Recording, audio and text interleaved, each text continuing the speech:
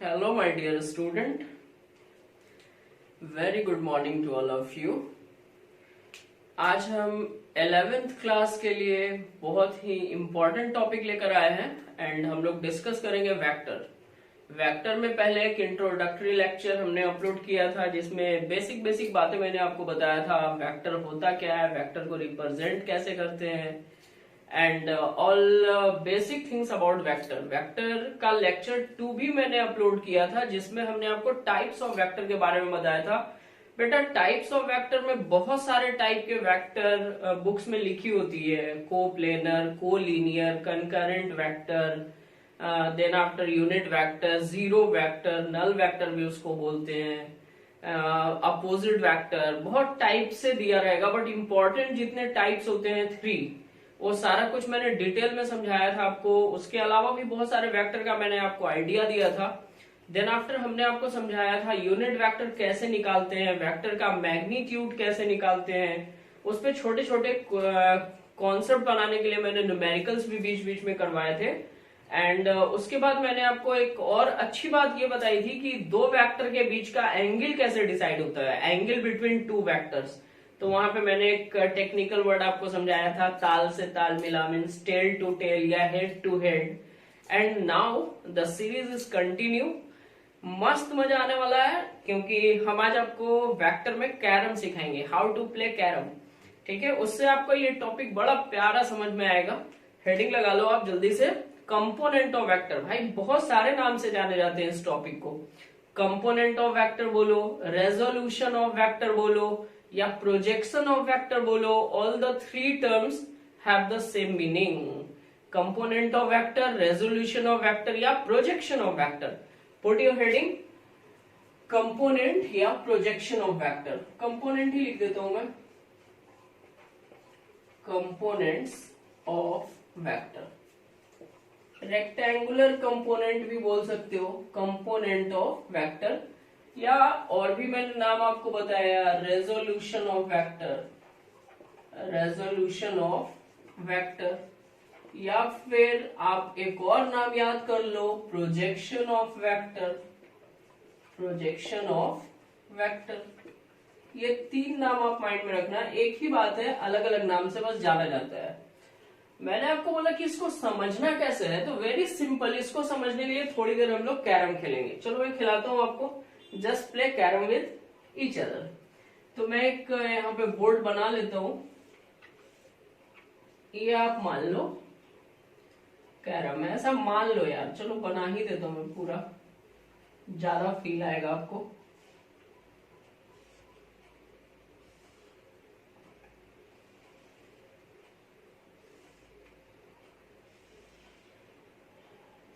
ये मान लो ऐसा कैरम है, ठीक है। यहाँ पे ये कॉइन रखा हुआ है एंड इस कॉइन को ना अपने को इस पैकेट में भेजना है। इस कॉइन को इस पैकेट में डालना है। ये जो गोटी है इसको यहाँ पे पिलाना है, इस गोटी को यहाँ डालना है।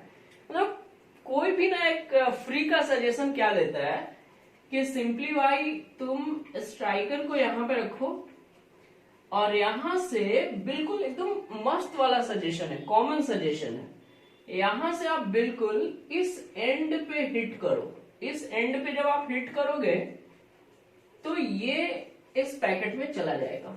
एकदम से कॉमन कॉमन बात करते हैं, हम खेल खेल के समझ लेंगे। यहाँ पे कॉइन रखी हुई है, इस कॉइन को इस पैकेट में डालना है। तो यहाँ पे जो कॉइन है इस पैकेट में डालने के लिए हम लोगों ने क्या करा कि यहाँ पे अपना स्ट्राइकर था, यहां से हम ऐसे हिट किए, बट जो हिट की इस कॉर्नर साइड में यहाँ पे हिट किए, ये गोटी, ये कॉइन उस पैकेट में चला गया। अब इस लॉजिक को अगर आप समझ लेते हो तो component of vector is too much easy for you. Now बेटा एक्चुअली में this line is the line of action of force. ये जो मैं लाइन डॉटेड से बना रहा हूं, this is the line of action. ये लाइन ऑफ एक्शन है, मतलब ऑफ फोर्स। हम लोग इस लाइन पे फोर्स लगा रहे हैं, बट एक्चुअली में इफेक्ट किधर हो रहा है, इस फोर्स का इफेक्ट इधर हो रहा है। मीन्स इस तरफ हम लोगों ने देखा effect of force, effect of force बोल सकते हो। अभी फोर्स वेक्टर है तो फोर्स पे ही समझो थोड़ा। Effect of force. अब थोड़ा फील करो, आप कंसिडर कर लो कि यहाँ पे जो हमने फोर्स लगाया था ये था 12 न्यूटन का फोर्स, ठीक है। और डायरेक्शन ऑफ फोर्स से ये जो क्वाइन है ये 30 डिग्री का एंगल बना के इस पैकेट में पहुंच जाता है।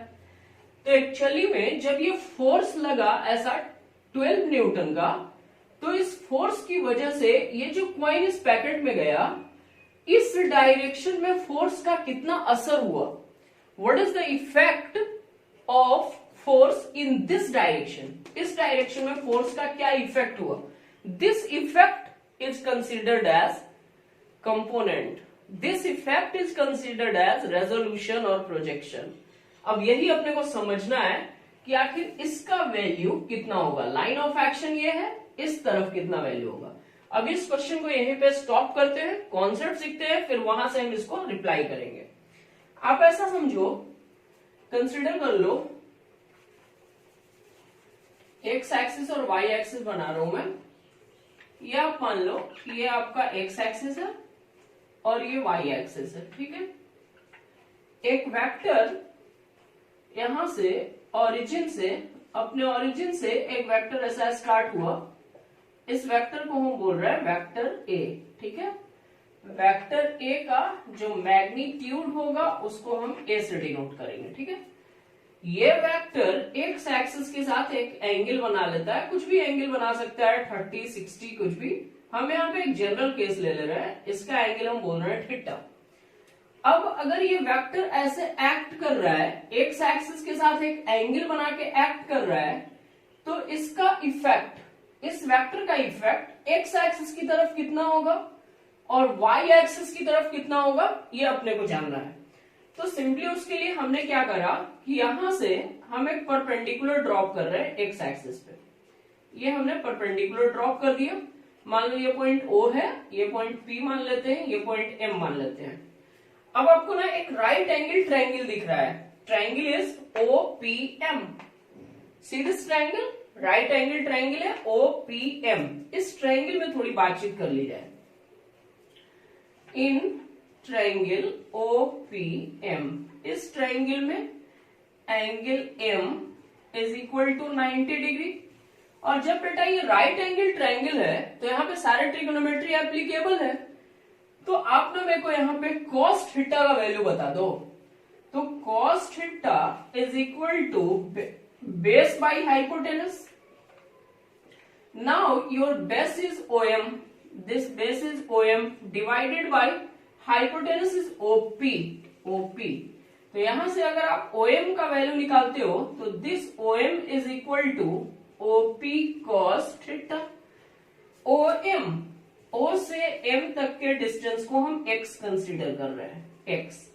तो अगर O से M तक x है तो आप बोल सकते हो x is equal to OP vector A का मैग्नीट्यूड A cos थीटा। बेटा ये जो x निकला ना, this is the x component, मतलब component of vector A along x axis. इसको आप क्या समझोगे, तो इसको आप समझोगे component of vector A along x axis. यही वेक्टर A का कंपोनेंट है x एक्सिस की तरफ। इतना फील आया? मीन्स माइंड में यह बात रखना है कि अगर कोई वेक्टर किसी लाइन के साथ एंगल बनाता है तो उस लाइन की तरफ वेक्टर का कंपोनेंट जानने के लिए वेक्टर के मैग्नीट्यूड में हम लोग cos थीटा से मल्टीप्लाई करते हैं। Theta stand for the angle between vector and that line. Okay, अब यहाँ पे आ जाते हो, अपने कैरम पे आ जाते हैं, खेलते हैं दोबारा। यहाँ पे हमने स्ट्राइकर रखा था और इस कॉइन को मैंने ऐसे हिट किया था। Line of action of force ये बिल्कुल वर्टिकल अपवर्ड है, बट इस फोर्स की वजह से जो इफेक्ट ऑफ फोर्स हो रहा है, जिसकी वजह से ये क्वाइन इस पैकेट में जा रहा है, इस लाइन के साथ एक एंगल बना रहा है 30 डिग्री। तो ये हो गया आपका फोर्स वेक्टर, इस लाइन के साथ एंगल बना रहा है। कुछ कुछ ना डिनोट कर लेते हैं। मान लो ये पॉइंट आपका O है, ये पॉइंट A है, ये पॉइंट हम B मान लेते हैं। अब अगर आप ये देखो, आप फोर्स लग रहा है OB के क्रॉस, OB के क्रॉस फोर्स लग रहा है, बट फोर्स का इफेक्ट किधर हो रहा है, OA के क्रॉस। मीन्स अगर आपको इस फोर्स का component I mean effect OA की तरफ जानना है तो आप क्या करोगे, सिंपली तो आप बोलोगे therefore component of force along OA is equal to F। और अब देख लो फोर्स डायरेक्ट इस लाइन के साथ एंगल बना रहा है 30 डिग्री, तो F cos 30 degree. Force is given 12 and cos 30 means √3/2। This is equal to 6√3 newton. इसका मतलब कि आप फोर्स तो लगा रहे थे 12 न्यूटन का, बट इस डायरेक्शन में जो फोर्स का असर हो रहा है, जिस लाइन के अबाउट फोर्स लग रहा था उसके 30 डिग्री एंगल पे जो फोर्स का इफेक्ट हो रहा है, जो कंपोनेंट आ रहा है, that is just only how much, 6√3 Newton. This is the component of vector force along line OA। इतना मैसेज क्लियर है? ओके। अब आप ना यहां पे थोड़ा और फील करो। मान लो कि अपने को ना इस वेक्टर A का कंपोनेंट चाहिए थी y की तरफ, तो सिंपली हम लोग क्या करेंगे, यहां से y एक्सिस पे परपेंडिकुलर हमने डाल दिया, यहां पे जो फुट ऑफ परपेंडिकुलर है उसका नाम हम दे दिए n। Once again you see a right angle triangle OPM। इस ट्राइंगल को थोड़ा मैं जूम करके दिखा रहा हूं आपको। इन ट्राइंगल OPN, इस ट्राइंगल में, तो ये ट्रायंगल O ऐसा बना हुआ है, थोड़ा बना के दिखाता हूं मैं। ये ऐसा बना हुआ है ट्रायंगल, ठीक है। ये नीचे वाली एंगल आप देखो हाउ मच, थीटा। तो ऊपर वाली ये जो एंगल होगी ये होगी 90 माइनस थीटा। ये ऑलरेडी 90 है, इस पॉइंट का नाम O है, this is N, this is P। अब इस ट्रायंगल में ना आप हमको इस एंगल के लिए cos 90 माइनस थीटा का वैल्यू बोलो। cos 90 minus theta, once again cos base by hypotenuse, तो बेस हो गया हमारा ON, हाइपोटेनस फिर से OP हो गया। cos 90 माइनस थीटा हो गया sin theta is equal to ON divided by OP means vector A का मैग्नीट्यूड। तो देयरफॉर आप बोल सकते हो ON is equal to A sin theta, and ON को हम Y बोलेंगे। This is along y axis, तो इसको हम y बोल देते हैं, ठीक। तो आप बोलो कि y बराबर A sin थीटा। ये जो कंपोनेंट निकला वेक्टर A का, this is along y axis, this is the component of vector along y axis, ठीक है ना। ये y एक्सिस के अलोंग आपका कंपोनेंट निकला। अब once again moves back to the question. आपसे पूछा था कि OA की तरफ आप कंपोनेंट बताओ, गुड। अगर आपसे पूछता कि OA पे परपेंडिकुलर एक लाइन है, OA पे परपेंडिकुलर आप मान लो ये एक लाइन है, इस लाइन के अबाउट आप कंपोनेंट बताओ। OA पे परपेंडिकुलर ये लाइन हम मान लेते हैं OC मान लेते हैं, OC की तरफ इसका कंपोनेंट बताओ। तो आप दो तरह से निकाल सकते हो। अगर आप इस एंगल का इस्तेमाल करते हो तो आपको साइन यूज करना पड़ेगा, और अगर आप डायरेक्ट एंगल निकाल लेते हो तो फिर कॉस यूज करना पड़ेगा। मीन्स आप बोल सकते हो therefore component of vector F, component of force along OC। OC की तरफ कंपोनेंट कितना हो गया भाई, तो हमारा फोर्स है F, ये एंगल 30 है। अब आप देखो ये एंगल थीटा था, तो y की तरफ कंपोनेंट निकालने के लिए साइन से मल्टीप्लाई करना पड़ा। एंगल x के साथ बन रहा है तो y की तरफ कंपोनेंट निकालने के लिए साइन से मल्टीप्लाई करना पड़ा। Means f sine 30 degree, force है आपका 12 साइन 30 1/2 मीन्स 6 न्यूटन। मीन्स यहां पे आपको क्या पता चला कि मतलब इस फोर्स का असर इस लाइन OC की तरफ कितना है, ओनली 6 न्यूटन, 50%। फोर्स बिल्कुल ऐसे वर्टिकल अपवर्ड लग रहा था। एक लाइन मैंने बनाया 30 डिग्री पे, इस तरफ OA की तरफ फोर्स का जो इफेक्ट हुआ, जो कंपोनेंट ऑफ फोर्स आया, दैट इज ओनली 6√3 न्यूटन। और इस ओए लाइन के परपेंडिकुलर डायरेक्शन में जो फोर्स का इफेक्ट हुआ, फोर्स का जो कंपोनेंट आया, that is how much, 6 Newton. These two are called along OA and along OC. These two are called the rectangular component. You can say also projection. You can say also resolution of vector. This is the basic concept जो आपको mind में रखना पड़ेगा हमेशा resolution के लिए. कुछ और प्रैक्टिकली मैं आपको इसके बारे में समझाता हूं, ठीक है. Just take a screenshot. You just start writing on notes. मैंने बताया बेटा आपको कैसे पढ़ना है. जैसे जैसे मैं टॉपिक पे बढ़ता हूं आगे, वैसे वैसे सिस्टमेटिक आप अपने कॉपी में लिखो, साथ साथ पढ़ो. इट विल बी मस्ट, एकदम मस्ट. ये अच्छे से सीखने के लिए बहुत मस्त मजा आने वाला है. इसको आप क्लियरली मेंशन करो.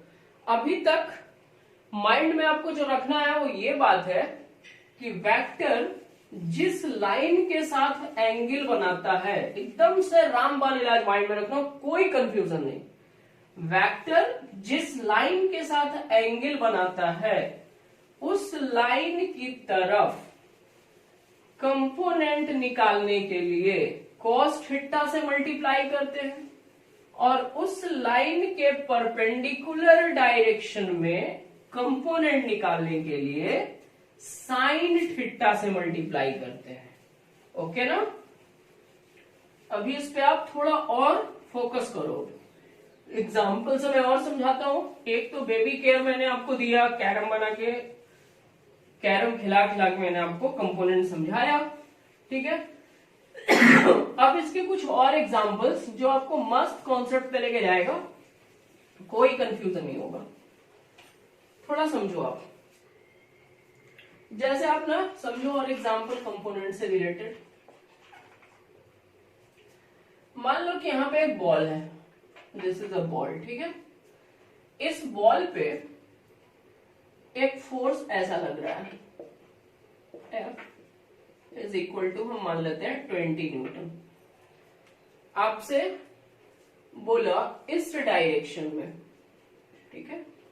This is angle, consider 60 degree, ठीक है. लाइन कुछ कुछ नाम देता हूं मैं. O है, A है, B है. अब धीमे धीमे कॉन्सेप्ट बनाओ आप. अभी आपसे बोला find component of vector F along OB, OB की तरफ. तो आप देख लो कि जो आपका फोर्स है, दिस फोर्स, ये डायरेक्टली OB के साथ एंगल बना रहा है. एकदम दिख रहा है, विजुअलाइज हो रहा है कि जो आपका वेक्टर है, जो आपका फोर्स है, वो डायरेक्ट OB के साथ एंगल बना रहा है. कुछ मत सोचो, डायरेक्ट लिखो component along OB is equal to, force है आपका F, डायरेक्ट किया angle 60, F cos 60 degree. Force है आपका 20, cos 60 का value 1/2, this is equal to 10 newton, ठीक है. और एग्जांपल समझो आप. मान लो कि ये एक पॉइंट है, इसके ऊपर एक ऐसा फोर्स लगा, किधर भी लगा देता हूं. मान लो ये एक ऐसा फोर्स लगा, F is equal to 60 newton, ठीक है. ये एक लाइन बनाया है, ये एक line, this is point O, this is point A, and एक और पॉइंट मैं बना लेता हूं, दिस इज पॉइंट B, ठीक है. इस एंगल को बोला, इस एंगल को बोला 37 डिग्री. आपसे पूछा find component of force along OA and OB. OA और OB के along आपसे फोर्स का कंपोनेंट पूछा. आप वीडियो को पॉज करो, खुद से ट्राई करो. मैं तो सॉल्व करने वाला हूं, बट आप वीडियो को अभी पॉज करो, खुद से ट्राई करो. हो गया. अब आप समझो, ये देखो आप फोर्स, ये फोर्स इस लाइन OA से डायरेक्ट एंगल बना रहा है, हाउ मच, 37 डिग्री।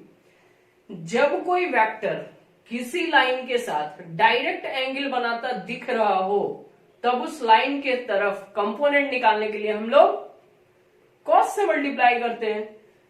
तो component of F along OA, OA की तरफ, तो भाई OA की तरफ एंगल डायरेक्ट आपको दिख रही है F cos 37 डिग्री। फोर्स है आपका 60 और cos 37, ये cos 37, sin 37, tan 37 का वैल्यू थोड़ा डिफरेंट होता है, तो आप इसको माइंड में एक ट्रायंगल से रख सकते हो, ठीक है ना, 3, 4, 5 वाला ट्रायंगल। अभी समझाता हूं बेटा, बहुत काम आएगा ये। जैसे आप मान लो एक राइट एंगल ट्रायंगल हम बना लेते हैं, ये 3 है, ये 4 है, ये 5 है ना भाई, राइट एंगल, हाइपोटेनस 5, 3, 4, ठीक है। स्मॉल साइड 3, एंगल 37, थोड़ा बड़ा साइड 53, दोनों को ऐड करो 90 होगा, 7, 3, 10 कर लो, हाँ 90 हो गया। बीच में तो 90 है, तीनों एंगल 180, तीनों एंगल का सम 180 हो रहा है। अगर आपको यहाँ पे sin 37 का वैल्यू लिखना है, तो sin थीटा बराबर, sin theta is equal to perpendicular by hypotenuse. तो ये देखो एंगल 37, परपेंडिकुलर 3, हाइपोटेनस 5। cos 37 आपको लिखना है, cos 37, cos means base by hypotenuse, base कितना 4, हाइपोटेनस कितना 5। यहाँ पे अपने को ना cos 37, तो 60 इंटू cos 37 4/5, ये 12 टाइम में कट गया, 12 इंटू 4 बोले तो 48 न्यूटन। इसका मतलब फोर्स ये 60 न्यूटन का लग रहा था, बट 37 डिग्री के इंक्लिनेशन पे इस फोर्स का इफेक्ट कितना हो रहा है, just 48 Newton.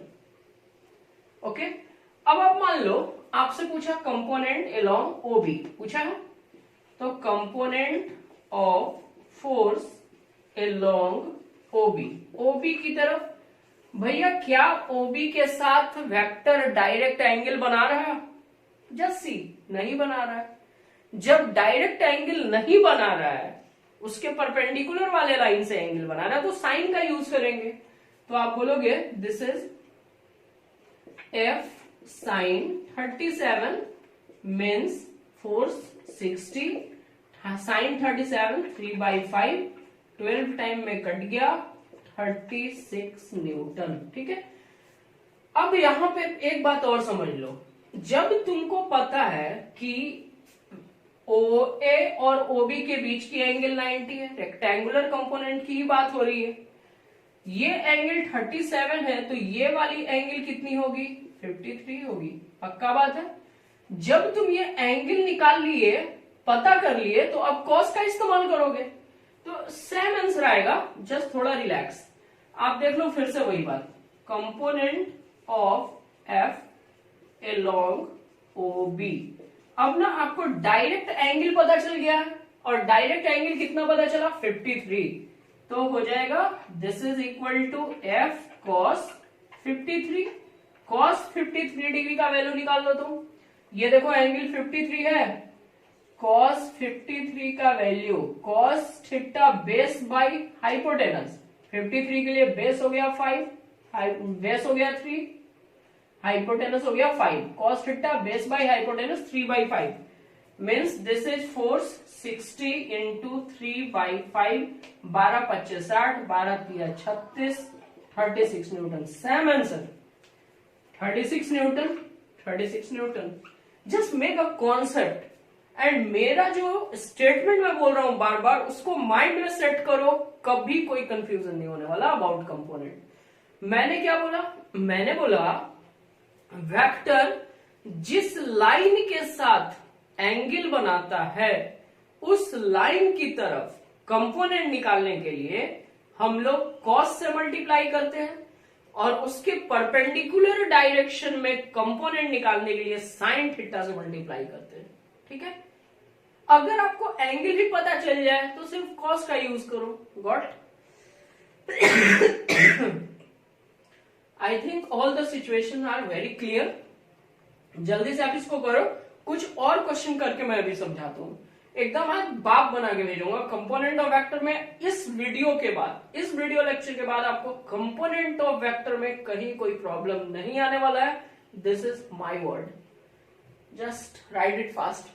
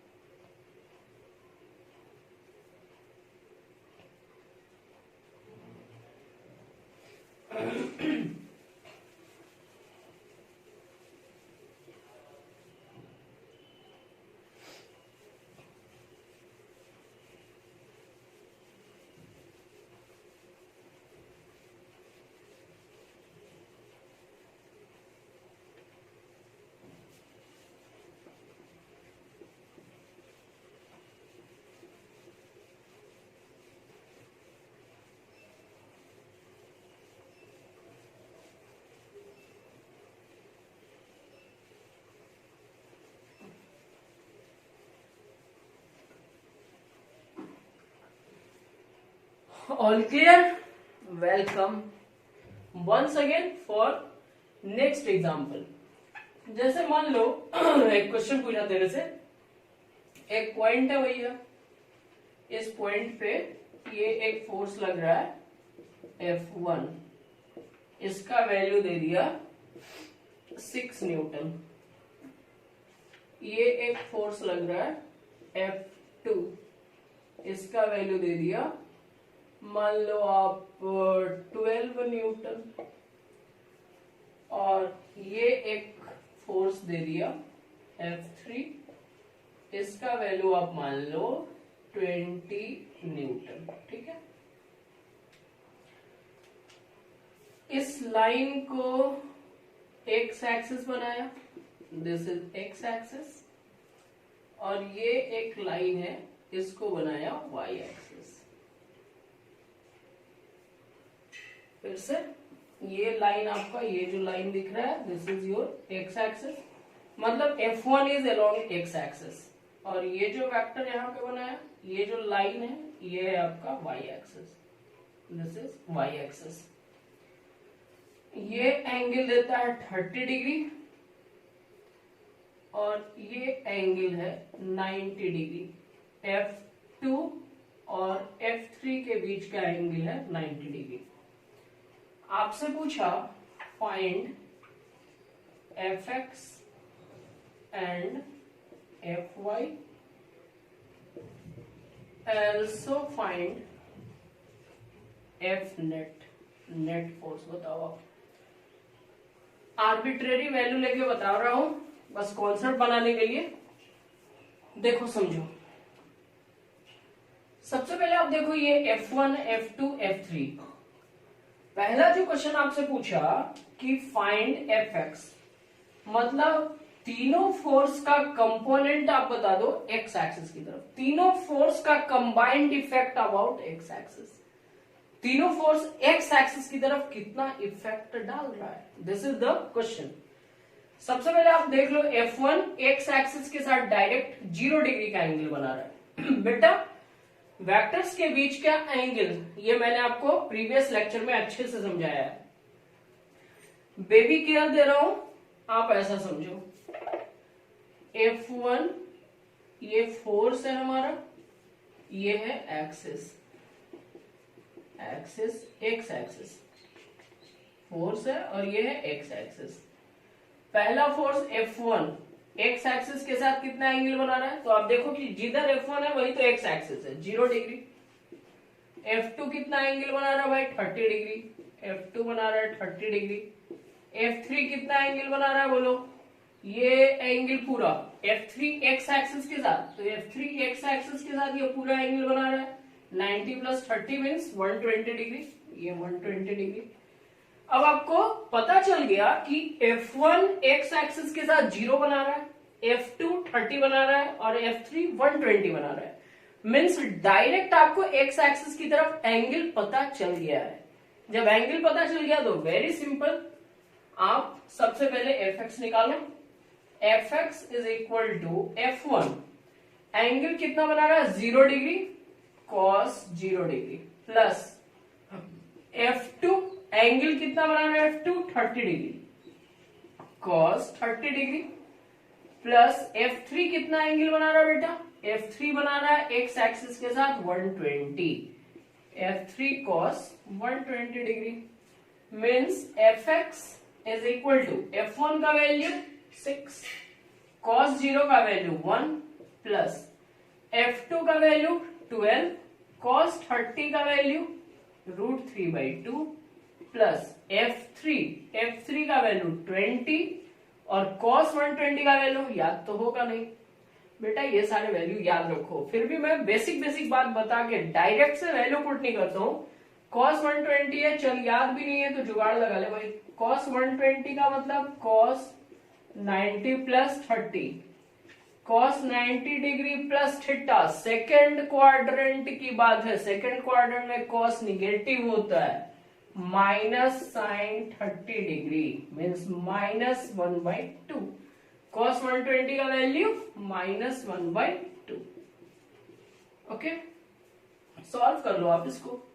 Fx is equal to 6 plus 6√3 plus minus minus 10 time में कट गया 10, तो फाइनली जो आपका Fx आया वो कितना आया, ये देखो 6√3 माइनस 4। पक्का बात है, कॉन्सेप्ट समझ में आ रहा है। इसी तरह से ना आप Fy निकाल लो, Fy कितना होगा। तो अगर आप इन सारे एंगल का इस्तेमाल करना चाहते हो तो साइन लगाना पड़ेगा। मैं आपको सजेस्ट करूंगा कि डायरेक्ट आप उस लाइन के साथ एंगल पता कर लो। भाई ये y एक्सिस है, ये F1 है, तो F1 y एक्सिस के साथ कितना एंगल बना रहा है, y एक्सिस। देखो F1 x की तरफ है तो y से एंगल बनाएगा 90 डिग्री। F2 कितना एंगल बना रहा है, तो ये 30 डिग्री है तो ऑफ कोर्स ये 60 होगा, तो F2 बना रहा है 60 डिग्री। F3 y के साथ कितना एंगल बना रहा है, देखो ये F3 है पक्का, ये F3 है। यहां से x से y तक हो गया आपका 90, तो ऑफ कोर्स ये कितना होने वाला है 30 डिग्री, तो ये हो गया आपका 30 degree. This is your 30 degree. अब आप देखो कि आपने y एक्सिस के साथ डायरेक्ट एंगल पता कर लिया, डायरेक्ट एंगल। जब डायरेक्ट एंगल पता कर लिया तो वंस अगेन cos लगा लो आप, तो F1 cos 90 degree plus F2 cos 60 degree plus F3 cos 30 degree. पक्का बात है, ओके। अब सॉल्व कर लेते हैं। F1 का वैल्यू 6 न्यूटन, cos 90 0, F2 का वैल्यू 12, cos 60 का वैल्यू 1/2, F3 का वैल्यू 20, cos 30 का वैल्यू √3/2। ये आपका 0 हो गया, ये 6 हो गया, प्लस ये हो गया 10√3। फाइनल जो है आपका Fy is equal to 6 plus 10√3। ये आपको Fy मिल गया। अच्छा, अगर आप चाहते Fy इन एंगल्स का इस्तेमाल करके तब भी आप निकाल सकते थे, कोई प्रॉब्लम नहीं था। बस इस एंगल का इस्तेमाल अगर हम करते तो हमको साइन यूज करना पड़ता।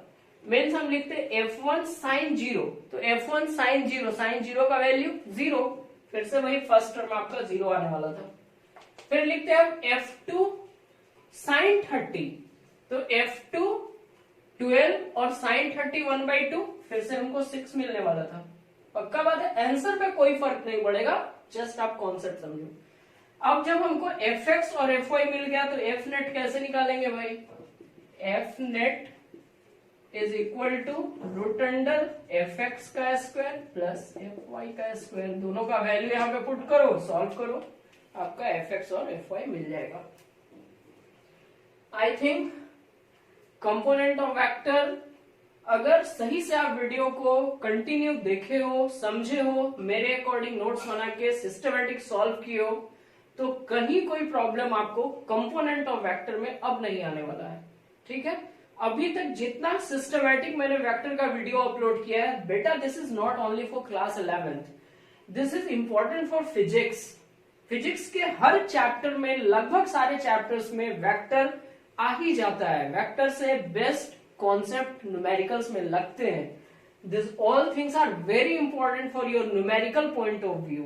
कोई भी कॉम्पिटेटिव एग्जाम आप फेस करते हो, न्यूमेरिकल्स ही पूछे जाते हैं आपसे, कोई नहीं पूछने वाला है what you mean by vector, how many types of vector. Numerical approach are important and these are the basic things about the numerical. You have to just take care of this all concept in your mind. Practice is well. जल्दी ही मैं next video vector का upload करने वाला हूं। Keep watching, thank you so much.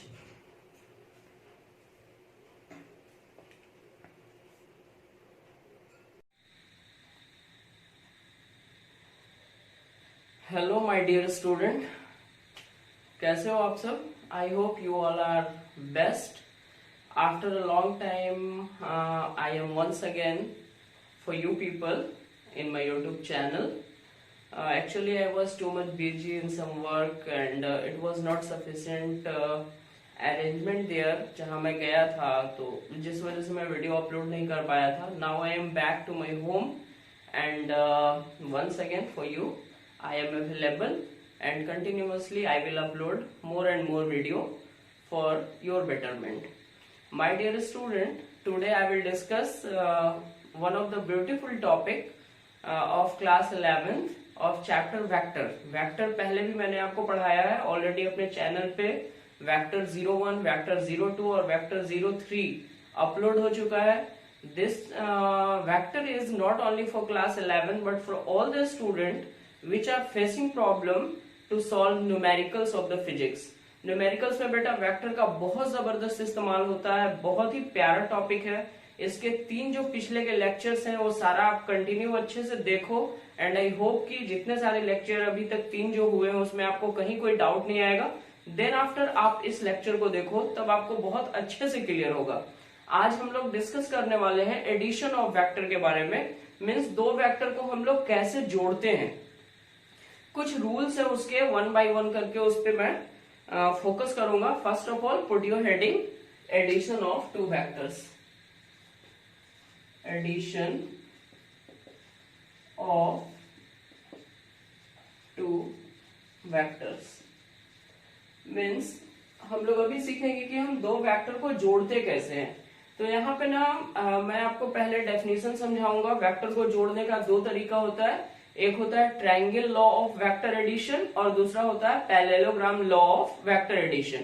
उसके बाद particular जो उसका डेरिवेशन है मैग्नीट्यूड का और डायरेक्शन का, और डेरिवेशन भी मैं आपको समझाऊंगा. फिर उसके बाद उसके कुछ स्पेशल केसेस जो हमेशा आपको माइंड में रखना पड़ेगा, न्यूमेरिकल्स के लिए बहुत ज्यादा हेल्पफुल होने वाला है. तो ये सारा कुछ सिस्टमेटिक आज के लेक्चर में आने वाला है. कंटिन्यू आप देखो एंड कंटिन्यू ही देखना, नहीं तो आप लाइक नहीं कर पाओगे हमारे वीडियो को. वैसे भी मैं ज्यादा बोलूंगा तो कहीं आप डिसलाइक ना कर दें. आई होप कि आप मेरे बच्चे हमारे मेरे वीडियो को डिसलाइक नहीं कर सकते, बिकॉज मैं अपने एफर्ट से, मैं अपने साइड से पूरा एफर्ट देता हूँ कि मैं अपने स्टूडेंट्स का प्रॉब्लम बिल्कुल सॉल्व कर दूं. और ये मेरा एकदम पर्सनल फील है कि मैं चाहता हूँ कि आपको एकदम फील कराऊं, अच्छे से मैं समझाऊं. एंड आपके कमेंट से ही मुझे पता चलता है कि you people are completely satisfied with my lecture. बिल्कुल से आपका कहीं कोई टाइम वेस्ट मैं नहीं करता. मैं नहीं बोलता कि आप मेरे चैनल को सब्सक्राइब करो, लाइक करो, कमेंट करो. कमेंट के लिए बोलता हूँ कि आपकी जो प्रॉब्लम्स है वो आप कमेंट करो. अगर आप हमारे ग्रुप में हो, जो एक हमारा ग्रुप है जहाँ पे इंस्टीट्यूशन का मेरा ग्रुप है, उस ग्रुप में हो तो आपको इस पे भी कमेंट करने का कोई नीड नहीं है. अगर आप आउटसाइडर्स हैं, मेरे सिटी के नहीं हो, बाहर के हो, तो आप कमेंट करो यूट्यूब चैनल पे. उसके थ्रू मैं नेक्स्ट वीडियो में आपके डाउट को क्लियर करता हूं. मैंने ऐसा बहुत बार किया भी है. तो जल्दी से आप हेडिंग लगा लो, addition of 2 vectors.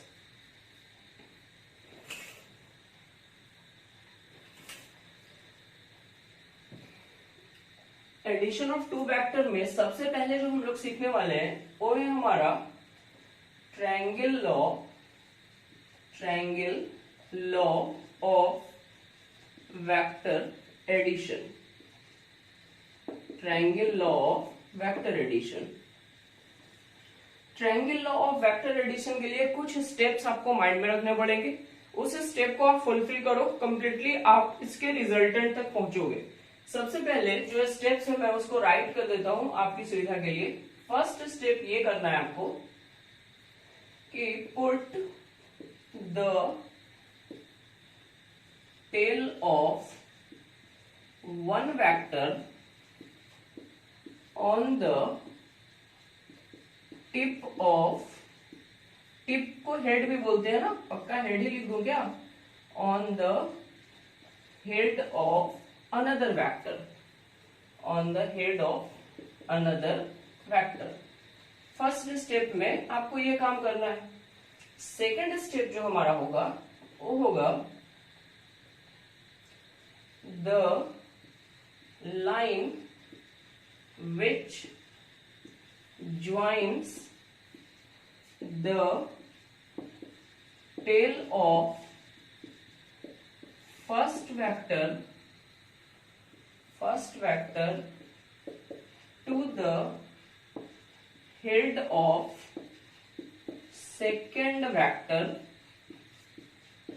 is called resultant vector, is called resultant vector.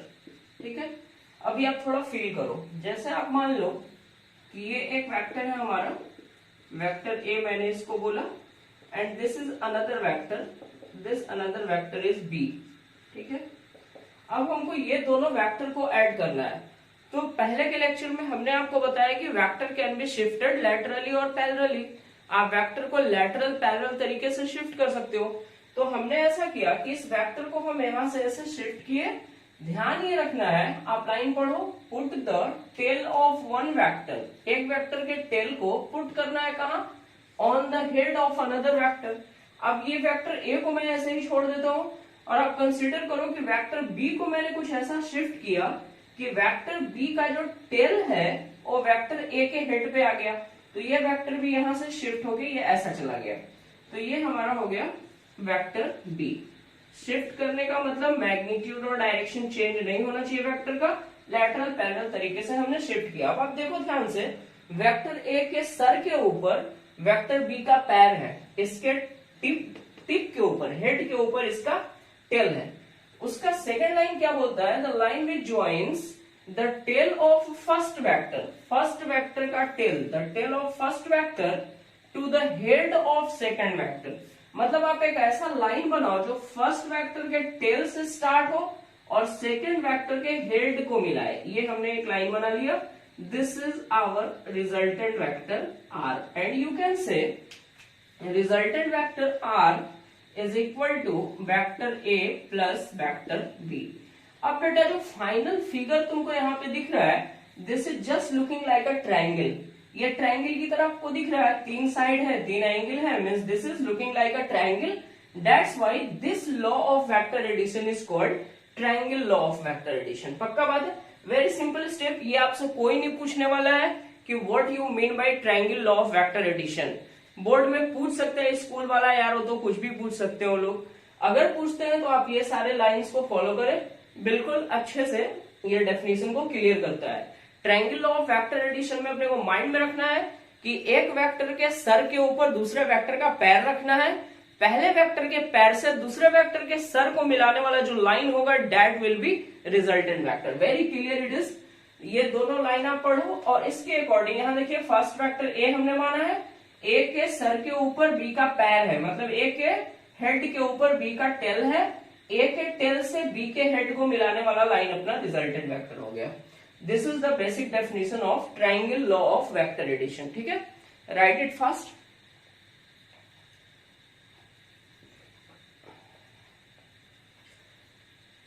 Second जो हमारा लॉ है वेक्टर को ऐड करने का, that is parallelogram law of vector addition. मतलब वेक्टर को जोड़ने का पैरेललोग्राम लॉ, उसमें भी कुछ पैरेललोग्राम जैसा बनेगा। अभी आप पूरा समझो parallelogram law of vector addition क्या होता है। सेकंड नंबर में आप लोग हेडिंग लगाओगे parallelogram of vector addition, parallelogram law of vector addition. Okay, इसमें भी कुछ स्टेप्स आपको फॉलो करने पड़ेंगे। स्टेप नंबर 1, पहला स्टेप इसका बोलता है join the tails of both vectors, दोनों वेक्टर के अपना टेल को ज्वाइन करो, दोनों वेक्टर के टेल को ज्वाइन करो। अब ये स्टेप समझो। सेकंड स्टेप बोलता है join the tails of both vector as the two adjacent sides, as the two adjacent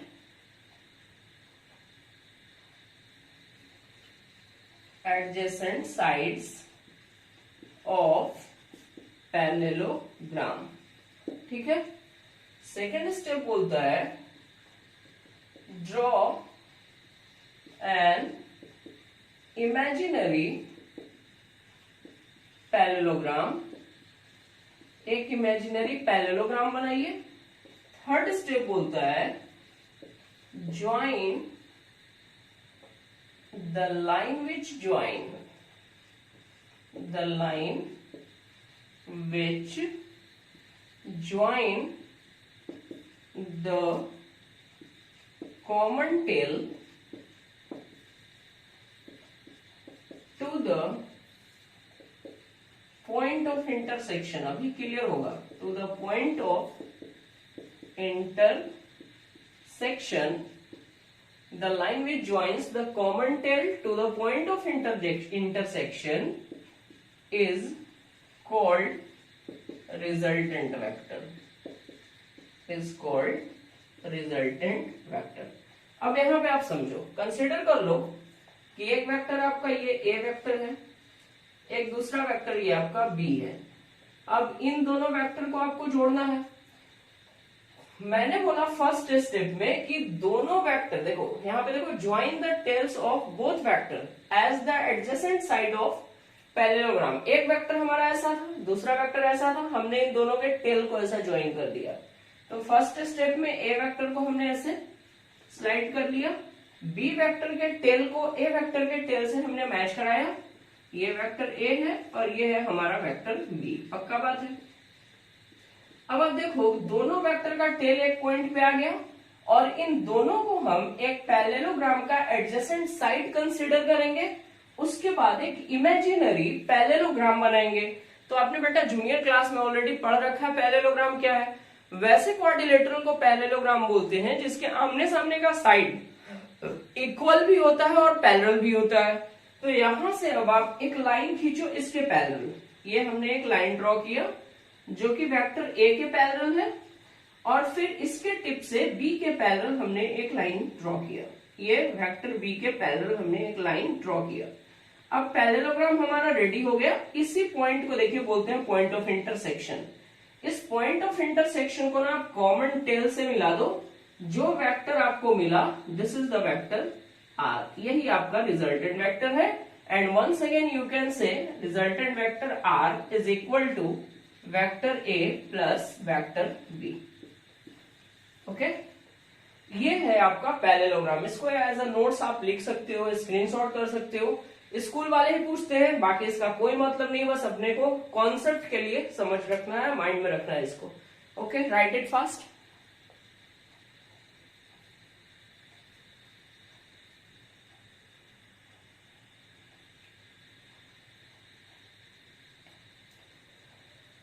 now जो डेरिवेशन स्कूल एग्जाम वाले बार बार पूछते हैं और जिस फॉर्मूले का हमको इंतजार है, जो फॉर्मूला हमारे लिए बहुत इंपॉर्टेंट होता है, अब हम उसकी बात करने वाले हैं। And the beautiful formula is resultant R का magnitude, magnitude of resultant vector are.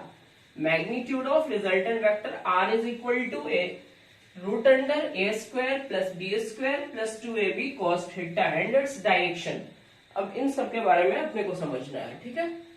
आप हेडिंग लगा लो magnitude and direction, magnitude and direction of resultant vector, magnitude and direction of resultant vector, resultant vector का magnitude और direction. तो अभी भी हम लोगों ने देखा कि दो वेक्टर को हम जोड़े तो अपने को रिजल्टेंट वेक्टर आर मिला, vector R is equal to vector A plus vector B. ठीक है, अब आप एक सीन समझो, कंसिडर कर लो कि ये हमारा वेक्टर ए है, ओके, ये हमारा वेक्टर बी है, इन दोनों के बीच का एंगल है थीटा, ये थीटा 60, 30, 45, 37 कुछ भी हो सकता है। अब ऐसे दो वेक्टर का अपने को रिजल्टेंट का मैग्नीट्यूड चाहिए, मीन्स रिजल्टेंट वेक्टर का मैग्नीट्यूड, इसका फॉर्मूला होता है root under A square plus B square plus 2ab cos theta. अब ये रिजल्ट आपको कहां से मिलेगा यही अपने को समझना है।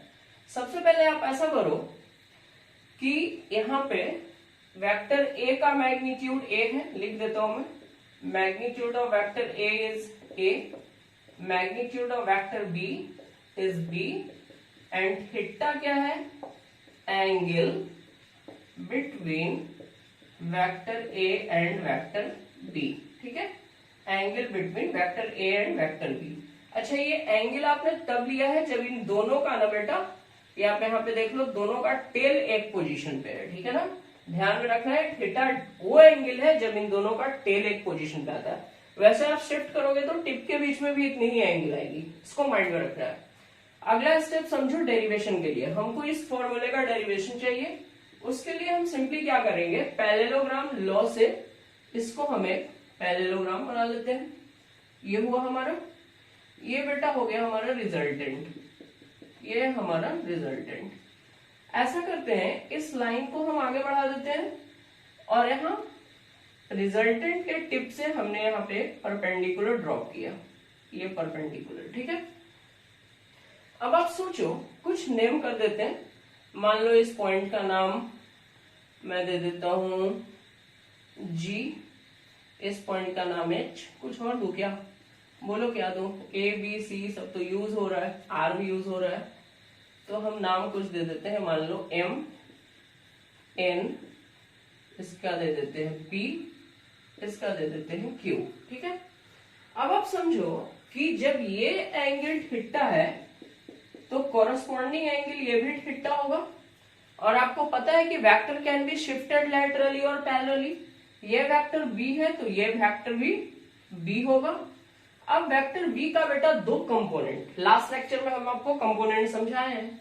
ये वेक्टर b, ये एंगल थीटा, तो यहां से यहां तक b का कंपोनेंट हो जाएगा b cos थीटा, और इस पे परपेंडिकुलर डायरेक्शन में इसका कंपोनेंट हो जाएगा b sin थीटा। अब हम आपको एक ट्रायंगल दिखा रहे हैं, आप ध्यान से देखो। ट्रायंगल अपने को बात करना है इन ट्रायंगल MQP में, इन ट्रायंगल MQP, इस ट्रायंगल में आप अगर ध्यान से देखते हो तो angle P is equal to 90 degree. अब जब बेटा एंगल P 90 हो गया तो इस ट्रायंगल में MQ साइड आपका हाइपोटेनस हो गया, MP साइड आपका बेस हो गया, और PQ साइड आपका परपेंडिकुलर हो गया। तो आप लगा दो यहां पे Pythagoras theorem, since h square is equal to b square plus p square, right angle triangle है। h बोले तो हमारा ये है MQ, ये MQ का square is equal to base, पूरा बेस है MP का स्क्वायर प्लस परपेंडिकुलर है हमारा PQ का स्क्वायर। नाउ MQ बोले तो R, ये हो गया R square is equal to MP को आप ध्यान से देखो, ये पॉइंट M है, ये पॉइंट P है, इसके बीच में एक पॉइंट N है बेटा। M से N तक A है वैल्यू, N से P तक का वैल्यू है B cos थीटा। ठीक है, तो पूरा MP आप क्या लिख सकते हो, पूरे MP को आप लिख सकते हो MN mn plus np, mn plus np का whole square and plus pq का डायरेक्ट वैल्यू है आपका b साइन थीटा, तो this is b sine theta का whole square. This implies r square is equal to mn का value a plus np का value b cos theta इसका whole square and plus इसका square करेंगे तो ये होगा b square sine square theta. इसको अब आप a प्लस बी के होल स्क्वायर पे ब्रेक करो तो this implies r square is equal to a square plus this is b square cos square theta plus a square plus b square plus 2ab cos theta यहाँ है b के साथ तो cos theta plus ये term है आपका b square sine square theta. अब यहाँ पे एक फैक्टर देखो आप b square cos square theta और यहाँ पे आप देखो b square sine square theta. इन दोनों में से अगर आप b स्क्वायर कॉमन ले लेते हैं तो ब्रैकेट में बचेगा cos square theta plus sine square theta और cos square theta plus sine square theta की वैल्यू हो जाएगी 1. तो फाइनली क्या मिलता है अपने को, R square is equal to ये हमारा हो गया ए स्क्वायर. इन दोनों में से आपने कॉमन निकाला बी स्क्वायर, ब्रैकेट में 1 हो गया तो plus B square and plus ये एक फैक्टर है आपका 2ab cos theta and finally therefore r is equal to root under a square plus b square plus 2ab cos theta. ये हमारा रिजल्टेंट का मैग्नीट्यूड निकल के आया. ठीक है, this is the magnitude of resultant of two vector. I hope all the points are very clear. It is an easy derivation. Write it fast.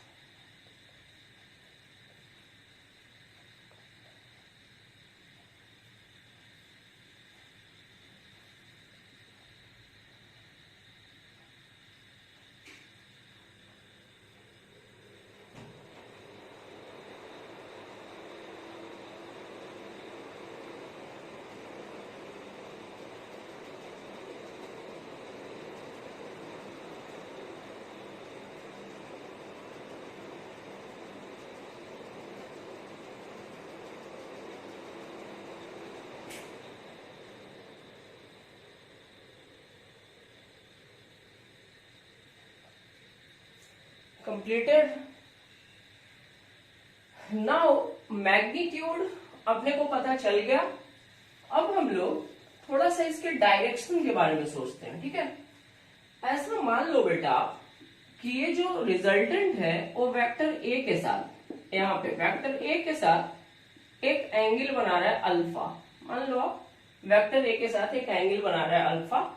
फिर से आप इसी ट्रायंगल में देखो, हेडिंग लगा लो एक छोटा सा, direction of resultant vector R. ठीक है, तो डायरेक्शन में हमने क्या देखा, रिजल्टेंट वेक्टर आर ए के साथ एंगल बना रहा है alpha. Let R makes an angle alpha with vector A के साथ एंगल बना रहा है अल्फा. ठीक है, इसी ट्रायंगल में आप फिर से एक बार देखो, in triangle M Q P.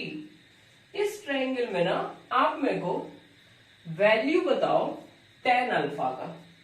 तो tan alpha is equal to perpendicular, तो अल्फा के लिए परपेंडिकुलर b साइन थीटा, ये परपेंडिकुलर हो गया आपका b sine theta divided by base हो गया पूरा आपका एमपी. एमपी का मतलब a plus B cos theta है. m से n a है और n से p तक b कॉस थीटा है, तो पूरा बेस हो गया आपका a plus B cos theta. बेटा ये जो फॉर्मूला है, इस फॉर्मूले से अपने को रिजल्टेंट वेक्टर का डायरेक्शन पता चलता है. This is magnitude and this alpha gives the direction. ये अल्फा क्या देता है आपको, ये अल्फा देता है डायरेक्शन। राइट किए, राइट करो फास्ट। अब इसके हम स्पेशल केस पे थोड़ी सी बातचीत करेंगे जो ऑब्जेक्टिव पॉइंट ऑफ व्यू से आपके लिए इंपॉर्टेंट होगा। I hope this is easy derivation and आपको अच्छे से समझ में आ रहा है।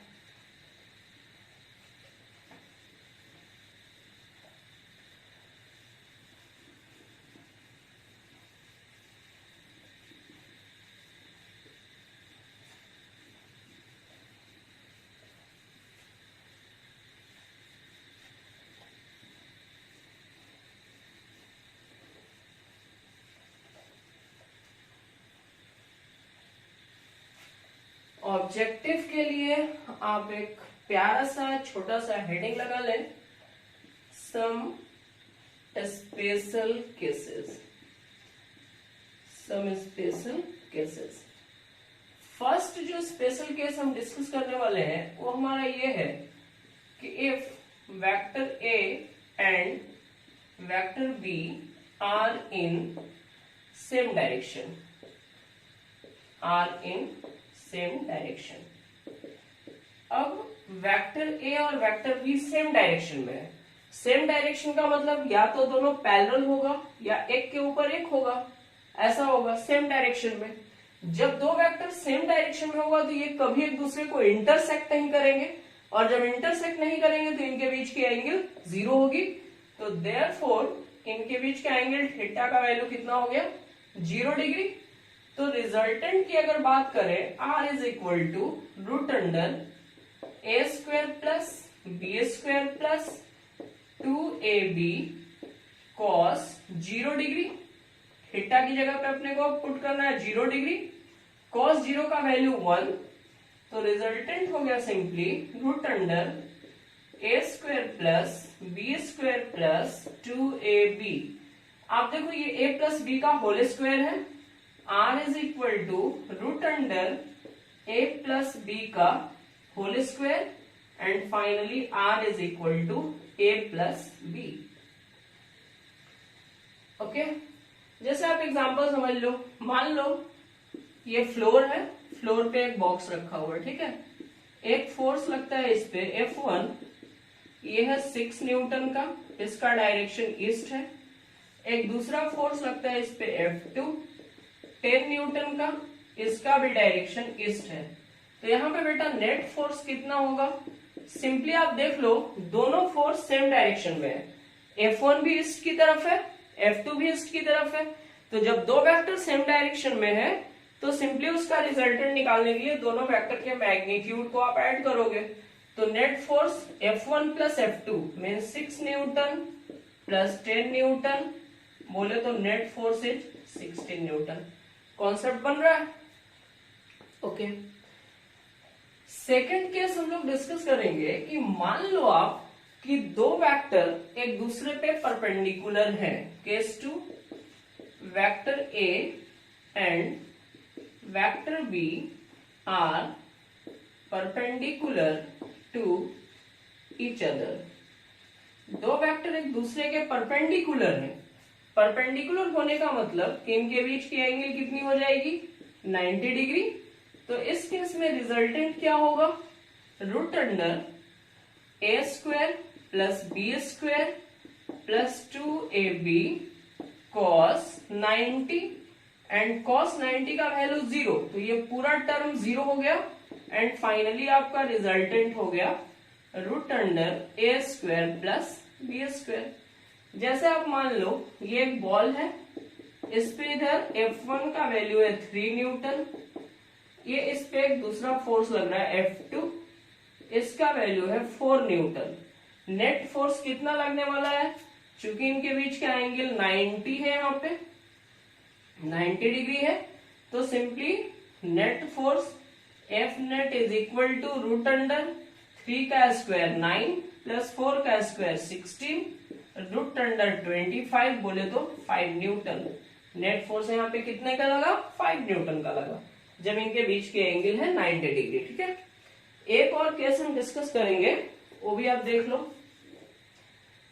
केस थर्ड, हम ऐसा मान लेते हैं कि vector A and vector B are in opposite direction, are in opposite direction, ये अपोजिट डायरेक्शन में। तो बेटा अपोजिट का क्या मतलब, ये दो वेक्टर है, ये दोनों देखो अपोजिट डायरेक्शन में, एक लेफ्ट तो दूसरा राइट, एक अपवर्ड तो दूसरा डाउनवर्ड, पक्का बात ना।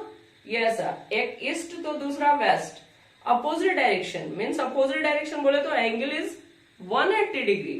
How much? 180 डिग्री। इसका मतलब कि अपोजिट में है तो थीटा की वैल्यू हो गई 180 डिग्री। तो रिजल्टेंट हो गया r is equal to root under A square plus B square plus 2ab cos 180 degree and cos 180 का वैल्यू -1। तो resultant r is equal to root under A square plus B square minus plus minus -2ab means r is equal to root under a minus B का whole square, square से root cancel, r is equal to a minus B. इस case में जो हमारा resultant होगा वो दोनों vector के डिफरेंस के बराबर होगा। मीन्स a बोले तो बिग मैग्नीट्यूड वाला ये वेक्टर है और b बोले तो इसका मैग्नीट्यूड लेस है, स्मॉल मैग्नीट्यूड, स्मॉल मैग्नीट्यूड। और जो रिजल्टेंट का डायरेक्शन होगा वो ध्यान दो आप, रिजल्टेंट का डायरेक्शन होगा वो होगा अलोंग बिगर वेक्टर। जिस वेक्टर का मैग्नीट्यूड ज्यादा होगा रिजल्टेंट उसकी तरफ होगा। जैसे आप ना समझ लो ये एक बॉल है, इधर 10 न्यूटन लगा, इधर 3 न्यूटन लगा, तो नेट फोर्स कितना 10 - 3, नेट फोर्स हो गया आपका 7 न्यूटन। 7 न्यूटन की वजह से जो ये बॉल जाएगा वो किधर जाएगा, 10 न्यूटन की तरफ जाएगा। मीन्स बड़ा वाला वेक्टर माइनस छोटा वाला वेक्टर और रिजल्टेंट का डायरेक्शन बड़े वाले वेक्टर की तरफ, पक्का बात है। This is all about the addition of vector. I hope आप लोगों ने अच्छे से इसको स्टडी किया। अब मैंने बताया कि आपको स्टडी कैसे करना है। बिल्कुल आप एयरफोन लगा लो, ये एकदम कूल, आप अपने रूम में पैक हो जाओ, टेबल पे पैक हो जाओ आराम से। जैसे जैसे मैं लेक्चर का मेरा फ्लो होता है वैसे वैसे आप साथ साथ में नोट्स बनाते जाओ, मस्त समझ में आएगा। आई होप आपका बहुत अच्छे से ये टॉपिक क्लियर हुआ। जल्दी मिलते हैं नेक्स्ट वीडियो में। Keep watching, thank you so much, take care.